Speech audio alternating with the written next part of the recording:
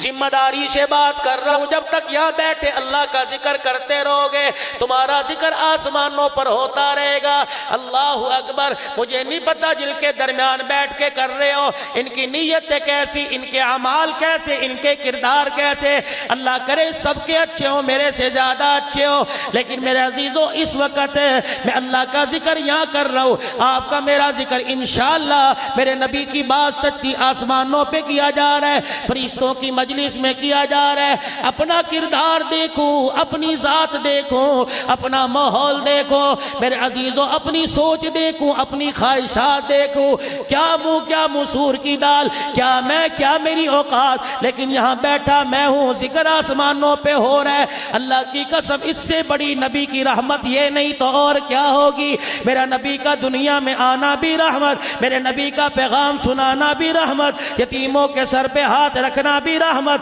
بیواؤں کی چادروں کی حفاظت کرنا بھی رحمت۔ یہ رحمت نہیں تو کیا ہے۔ حاتم طائی کی بیٹی دربار رسالت میں آئی، ننگا سر ہے، رحمت والے نبی صلی اللہ علیہ وسلم نے دیکھ لیا، میرے عزیزوں فوراً بلال کو اشارہ کیا، اے میرے بلال اپنی جگہ سے اٹھ جا۔ جناب بلال حبشی اٹھ گئے، رحمت والے نبی نے نبوت والی چادر کندھے سے اتار دی، فرمایا جا بلال، حاتم طائی کی بیٹی آ رہی ہے۔ اللہ اکبر۔ ننگا سر دیکھ کے میں محمد کو حیا آ رہا ہے، جلدی کر جا کے اس کی بیٹی کے سر پہ دے دے۔ حضرت بلال حضور صلی اللہ علیہ وسلم سے عرض کرنے لگے، کملی والے آپ کا حکم سر آنکھوں پر، لیکن نبوت والی چادر پاک ہے، یہ کافرہ ہے، حاتم طائی کی بیٹی ہے۔ نبوت کی آنکھوں میں آنسو آ گئے، فرمایا بلال آج تو نے کافر کی بیٹی کہہ دیا، آئندہ نہ کہیو بیٹی بیٹی ہوا کرتی ہے، حاتم طائی کی ہو یا محمد الرسول اللہ کی ہو۔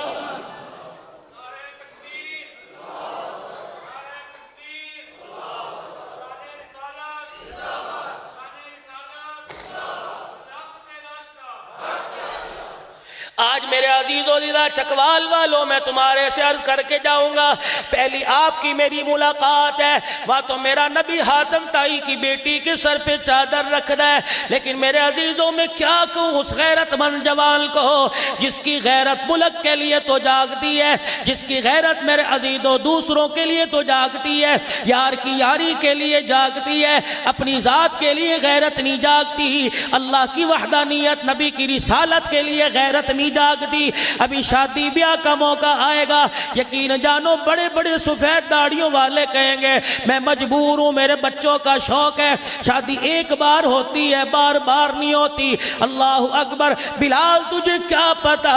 نبوت والی چادر لے کے کافرہ بیٹی کا سر ڈھانکنے والے بلال 1400 سال بعد ایسا وقت آئے گا، بات کافروں کی نہیں ہوگی، بات یہود و نصارہ کی نہیں ہوگی، اپنی کلمہ پڑھنے والی کی بیٹیاں محفلوں میں اتاری جائیں گی، شیرہ بندیوں کے پروگراموں میں، مہندی کے پروگراموں میں صرف اتاریں گے نہیں، شراب کے جام ہاتھوں میں ہوں گے، حلال کی کمائی کے نوٹ ہاتھوں میں ہوں گے، خدا کی قسم اللہ کے دین پر لگانے میں جان نکلے گی، کسی بیوہ کے گھر کھانا پہنچانے میں جان نکلے گی، یتیم کے لیے میرے عزیزوں اس کے گزر بسر کا انتظام کرتے ہوئے جان نکلے گی، کسی بیوہ کی بچی کے ہاتھ پیلے کرتے ہوئے جان نکلے گی، لیکن حرام کی طرف پیسہ اٹھاتے بڑے خوش ہوتے ہو۔ اللہ کی قسم ذمہ داری سے بات کر رہا ہوں، تو اس مہندی کے پروگرام میں شباب کر کے بھول جائے گا، کسی کی بیٹی کو نچا کے بھول جائے گا۔ یاد رکھ اللہ اکبر، 2 گناہ ایسے ہوتے ہیں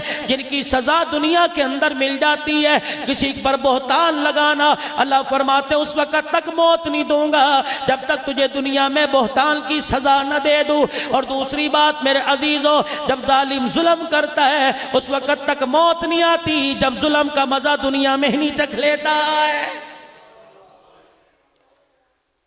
سوچ سمجھ کے میرے عزیز انگلی اٹھایا کرو، سوچ سمجھ کے زبان کو کھولا کرو۔ صبح کا وقت ہوتا ہے، یہ زبان کے آگے جسم کے سارے اعضاء ہاتھ جوڑ کے کھڑے ہو جاتے ہیں اور کہتے اے زبان ذرا صحیح صحیح بولیو، اگر تو صحیح بولے گی ہاتھ کہتے ہیں ٹوٹنے سے بچیں گے، پیر کہتے ہیں ٹوٹنے سے بچیں گے، آنکھ کہتی ہے گڑبڑ ہونے سے بچے گی، جسم کہتا ہے زخمی ہونے سے بچیں گے۔ اگر زبان تو نے صحیح بولا تو جنت کے دروازے کھل جائیں گے، تیرے ایک بول غلط کے اوپر ہمارے لیے جہنم کے دروازے کھل جائیں گے۔